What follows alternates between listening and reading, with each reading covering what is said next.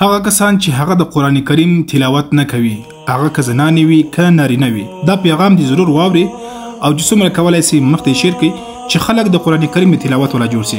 حدیث کې راځي نبی کریم صلی الله علیه وسلم فرمایي وایي چې کم چا په دنیا کې د قرآن سره دوستي وکړه، د قرآن سره تعلق جوړ کړي، قرآن یې ووایي، تلاوت یې کوي، نو په ورځ د آخرت به د قرآن د دې کس سفارش کوي د الله مخې ته. الله ته به وایي پروردګاره دغه کس په دنیا کې ما سره وفا وکړه، نن زه د سره وفا کوم، د خپل د رحمت سایې لاندې ده ته ځای ورکړه.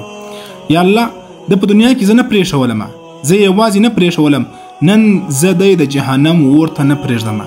نو الله رب العزت به د قرآن سفارش قبول کی او دغه کس به و جنت ته بوزي، د خپل رحمت د سایې لاندې به ځای ورکړي. علما وایي چې کومه ژبه د قرآن په تلاوت کې ستړې سي او کومه سینه چې د قرآن آیتونه محفوظه کی، نو پر دغه ژبه او په داسې نه باندې د جهنم اور حرام دی. جهنم هیڅکله دغه شیان نه سوځي. الله رب العزت پر دې ټولو خبرو باندې د عمل کول توفیق را نصیب کړي. یقینا د قرآن تلاوت هغه د زړه سکون او د ژوند خوشحالي ده.